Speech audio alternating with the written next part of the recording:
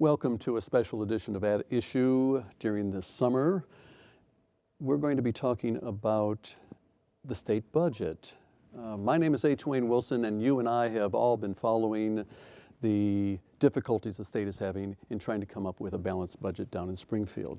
The impact has been across the board, but it has affected the human service sector in very, very dramatic ways. We're going to talk about that for the next half hour with four representatives from four different agencies representing the Peoria and Bloomington-Normal areas. First, let me introduce you to Jim Runyon.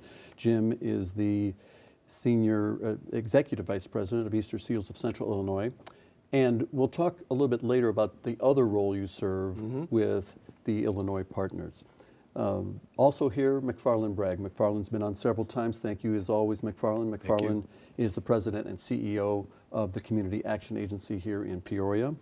Also joining us is Mike Kennedy. Mike is the president and CEO of the Human Service Center. That's part of the Fayette Companies in Peoria. Thank you for being with us.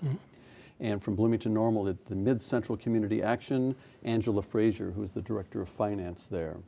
I thank you all for sharing the difficult situations that you're in at this point in time. Let me start first, before we start about your individual agencies, I want to talk about Illinois Partner for Human Service. You're the statewide chair of that organization. I am. Can you tell us a little bit about the organization, what role you serve? Because it's not a new organization. No. But you're serving a new purpose all of a sudden. We really are. Illinois Partners is a statewide coalition of about 850 human service organizations from across the state. So we're in literally every legislative district, every county. And what makes us a little bit different than many of the trade associations that represent us in the particular areas of interest that we focus on is Illinois Partners represents all of the human services regardless of our focus.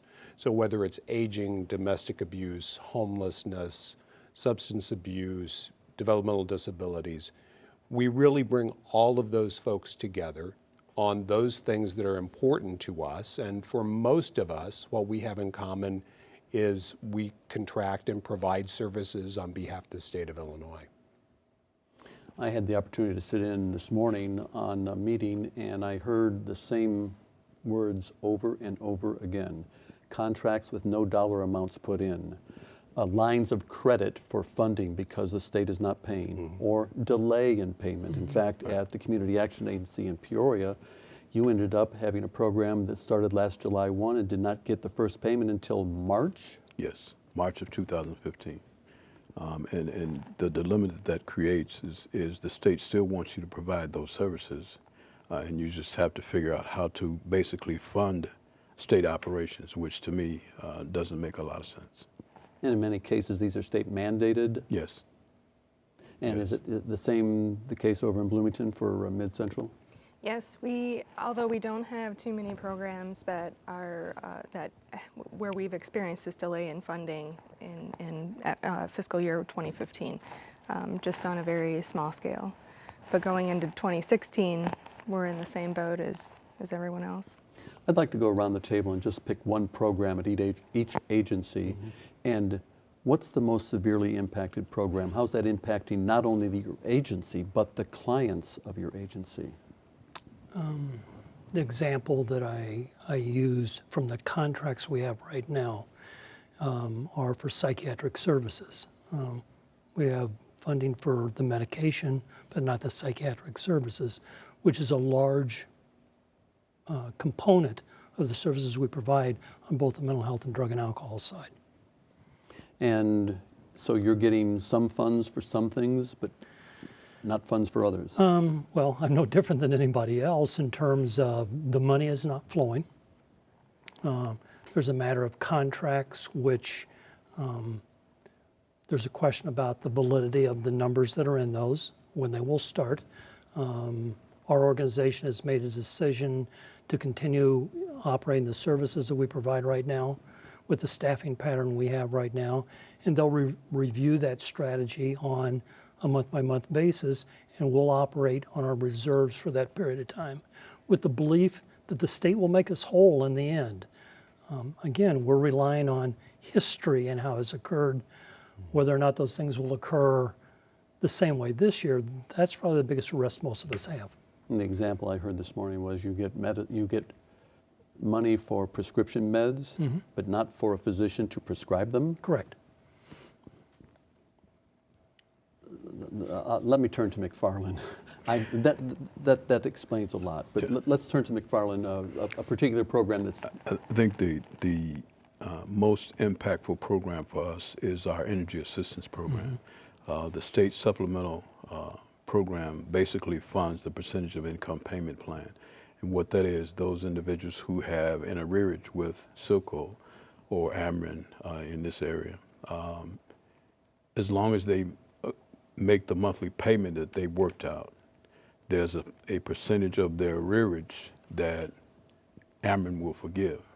Well, on July 1, just in Peoria County, 1,287 households were terminated from that program. 60,000 households were terminated throughout the state of Illinois. This is the first time in 7 or 8 years that we have not had funds to help people get reconnected when Ameren does their shutoffs. Right now, well, when they started their shutoffs, Ameren shut off 3,280 households. So between the two, you're talking about 4,500 households that are in utility crisis, and we have no idea of when that is going to be resolved. You have people right now literally in the dark. And over at Easter Seals, Jim?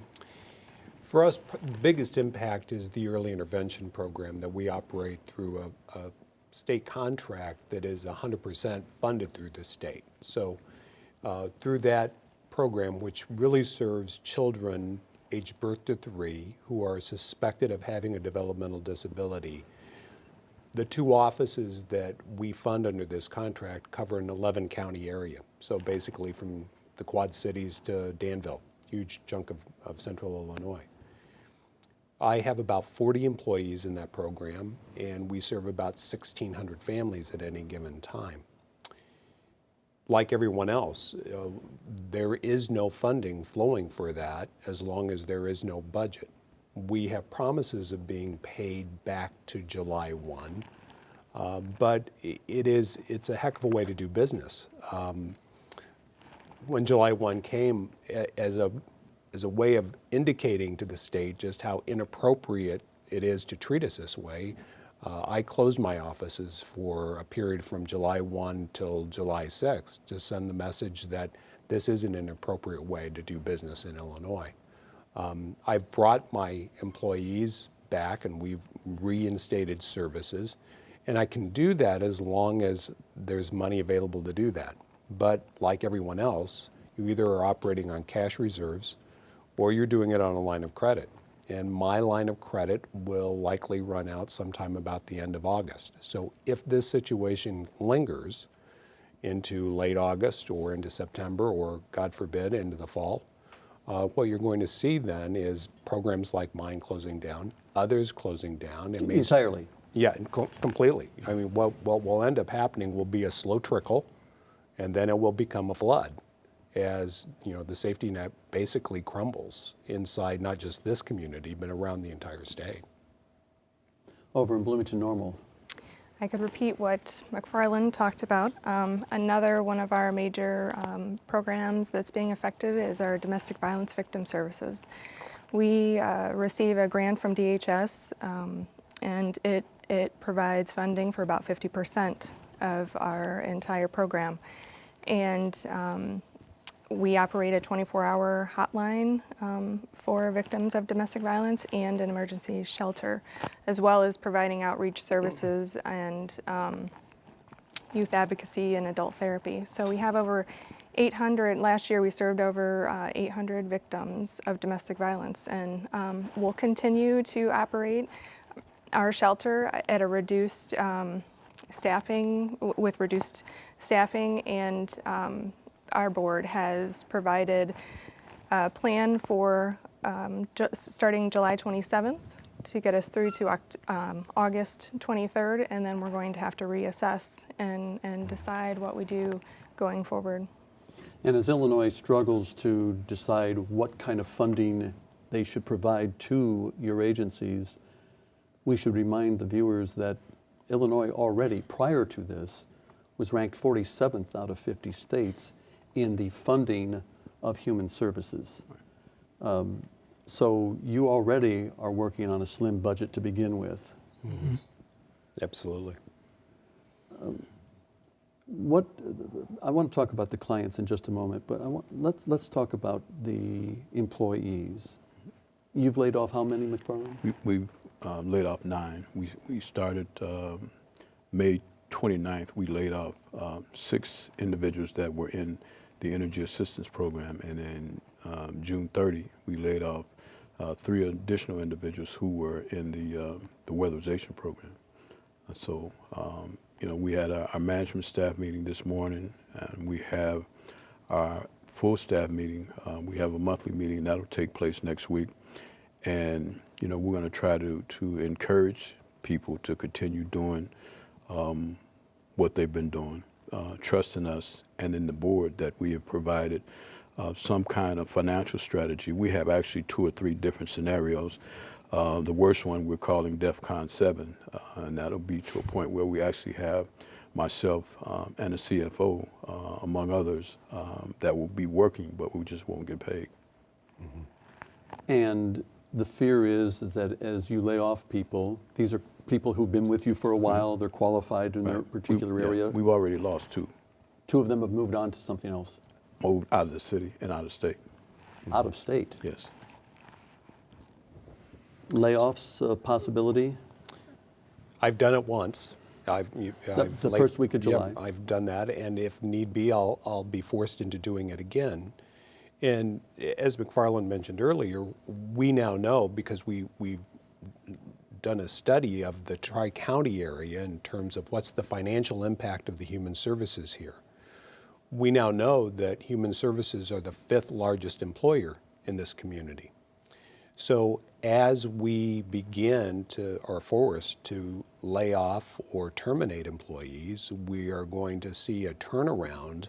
Again, it will start in small numbers. It will become larger numbers as we move through time. And it will have an incredibly negative impact on our local economy.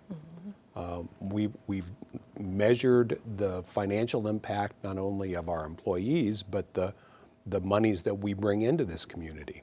And so with us not able to do that, it has an even larger ripple effect, a negative impact on the larger community as well. The other aspect of this is, from the client's perspective, you become an unreliable source of help. That's right.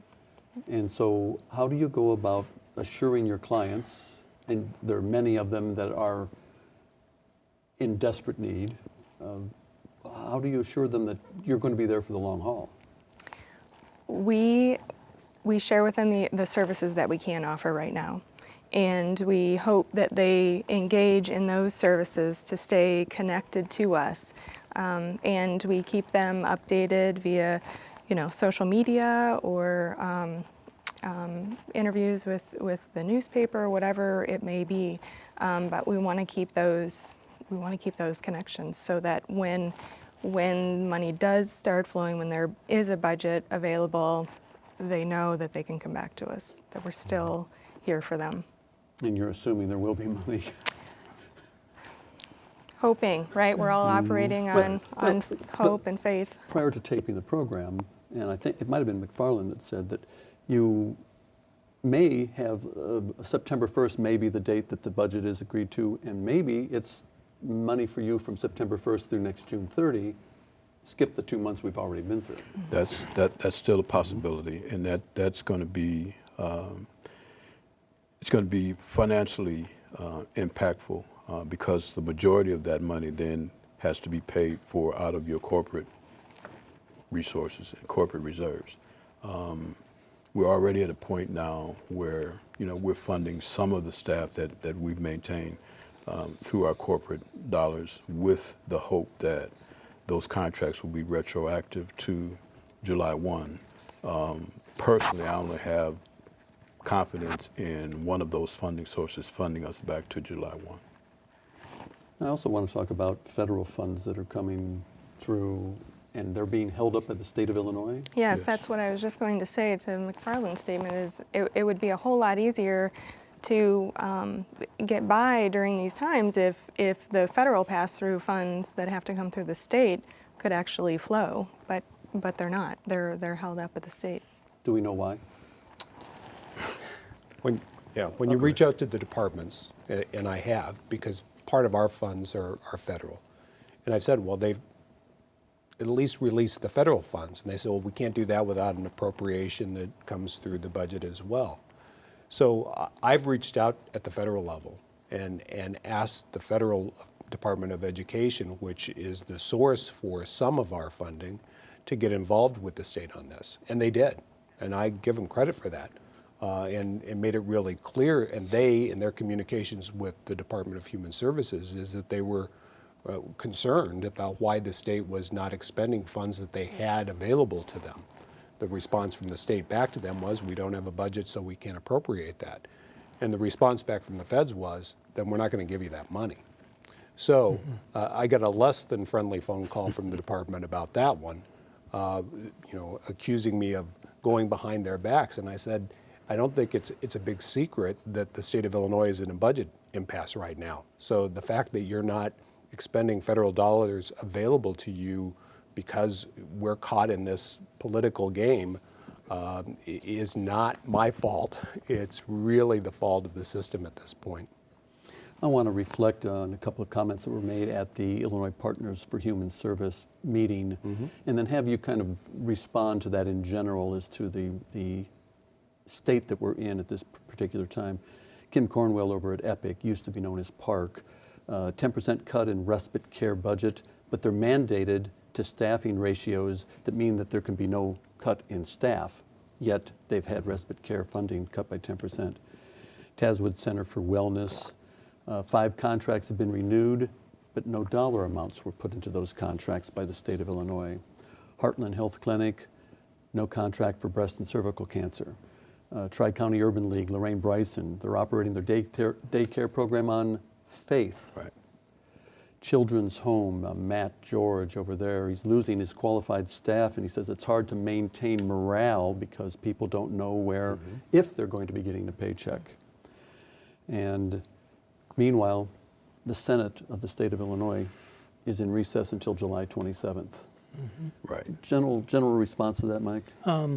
My first thought, and I think of a theme I hear from this group, is we talk about we may be social service providers, but we're businesses. Yes. We have a product, it's a service that we provide. And in any business, if you provide a product in accordance to what was agreed upon, we should be paid in a fair and timely manner. And like a business, I was thinking about, you asked earlier about the impact, and we can talk about loss of staff and all. I think of if there's a business that you're used to going to, and all of a sudden that business closes for a period of time for whatever reason, your response is probably you will find someone else to go to.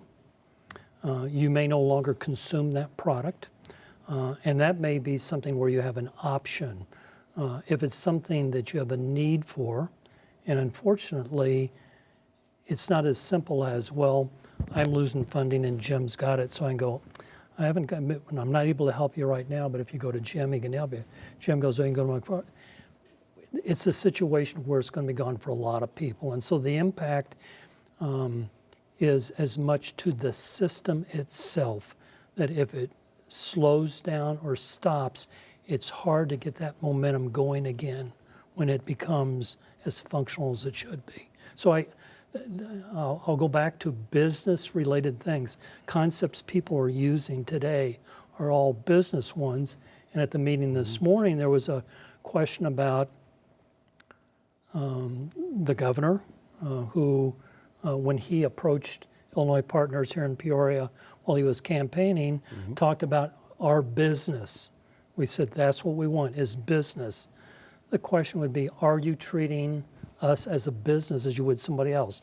There's a contract, we do the service, should we get paid? The client is the person who is most impacted by this in the bottom line. And they will fall through the cracks and they will have to go someplace for services, and it won't be necessarily to Human Service Center or Easter Seals or the community action agencies. It might be, depending on what their need is, it might be that they have an interaction with the police department, end up in jail. It might be in the emergency room. And we all know what the cost of that is. So are we, in essence, just pushing this whole problem down the road where it's going to cost us more later? Yeah. Absolutely. Yeah. Part of the difference for us as businesses at this time is, in this community, we're very used to when market forces cause changes or less demand for a product, then the typical response is you cut back on you shut down that line, you lay off workers, you do a variety of different things. What's incredibly unique about the situation that we're in is that's not the case. The demand for our services is at an all-time high and continuing to grow because we're still seeing the impacts of the recession from 09 and 10. And so here it's a strange economy in that we're laying off and limiting our products at the very time when the demand is at its greatest. And the number of families and clients and consumers who are coming to us is not going to be diminished. It's going to instead go incredibly high as we see our services start to be limited and be suspended. I want to finish on a positive note, if that's possible under this scenario. Not all programs are impacted. Right. Over at Community Action Agencies, you have a couple of programs that. Yeah, we actually have 3 that are federal to local: Head Start, Early Head Start, and foster grandparents. The money is flowing. The difficulty that it's going to create is because those state programs that contribute to our administrative pool, and ours is actually about 5%, because now we've had to lay off employees, we have to change the formulas for those administrative dollars. So those individual programs are going to have to increase their contribution to the individual pools. So it creates a big problem. And ironically, 2 days ago, we got a letter from the State Department of Energy saying because of the difficulties that we're having, there's not going to be a cooling program. And it's, 95 degrees right now? Yeah. And that letter came 2 days ago. Yes. Yeah. And similar with you? Yes, we have, we're involved in 2 collaboratives in our community. One is to revitalize the west side of Bloomington, so we can continue with that because thankfully Attorney Lisa Madigan protected those funds, and so the state cannot touch them.